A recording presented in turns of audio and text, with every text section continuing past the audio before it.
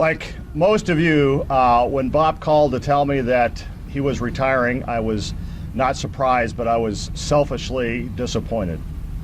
Disappointed because he's a trusted advisor, he's a mentor, and he's become a dear, dear friend over these years.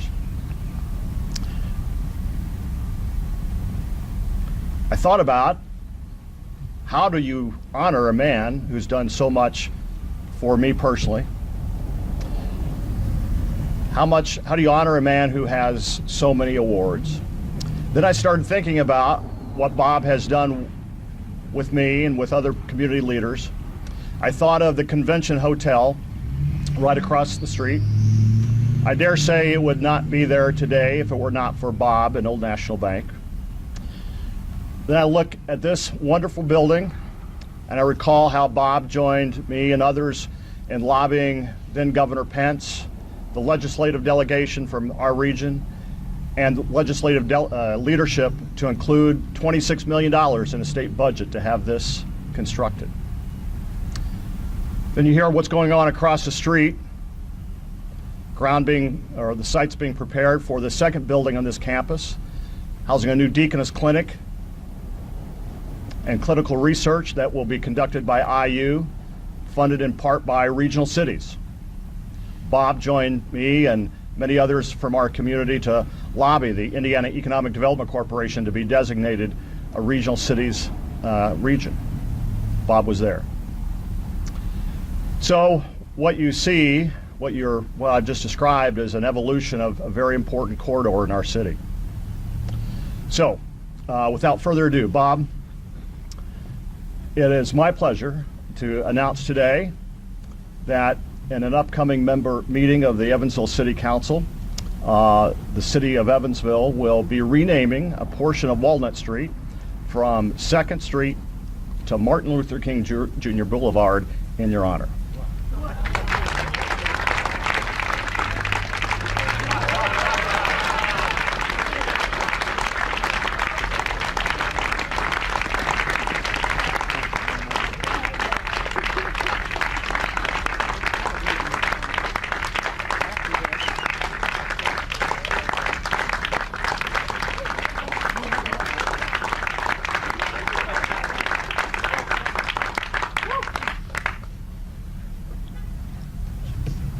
I don't know what else to say. This has been an emotional morning. Lieutenant Governor Suzanne Crouch is here. Suzanne, why don't you bring greetings from the governor and yourself? Thank you. I'm a little taller than Lloyd.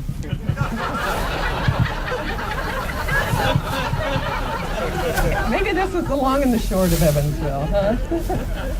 Anyway, Bob, Governor Holcomb and I just want to thank you on behalf of the state of Indiana for all that you have done to strengthen communities and to grow business throughout Indiana. You know, whether it's your partnership with Butler University or your involvement with the Indianapolis Children's Museum or Riley Children's Hospital or the Avenue of Champions, the awards that you have been given can't even speak to all that you have done for our state. Whether it would be the Sagamore, the Wabash, or Distinguished Hoosier Award, or the most recent James T. Morris Award of Excellence, they just don't even begin to address and to recognize the achievements and the accomplishments you have given to Indiana. And so Lloyd mentioned all of the public meetings and the public events that you have been involved in that have been so transformational, not just for our part of the state, but for the entire state of Indiana. And probably what people don't know is the thousands of private meetings that have changed the course of history here in Indiana. And one that I'd like to remind you of was when this school was being talked about, not even a plan at that point. And Bob Jones called Lloyd Winnecke, myself, and Pat Shoulders in for a number of private meetings to figure out how we can make this a reality. Lloyd, because of what the City of Evansville could bring to the table. Myself, because what the state needed to bring to the table. Pat Shoulders, because he was the Board of Trustees on IU. You were the president of the Board of Trustees for Ivy Tech, and you charged us all with making this a reality. Of course, Pat Shoulders was more interested in getting a Starbucks, as I recall, but Or his name on the building. yeah, or his name on the building. But I share that because we will never know all of the private meetings that you have had and all the leadership you have provided that will be unspoken. But just please know that Governor Holcomb and I wish you and Lisa and Carolyn the best in this new chapter of your life.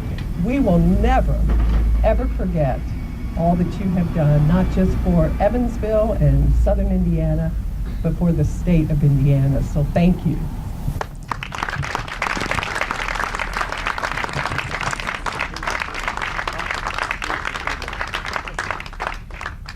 Water main break. Bob says there's a water main break, so that concludes the program.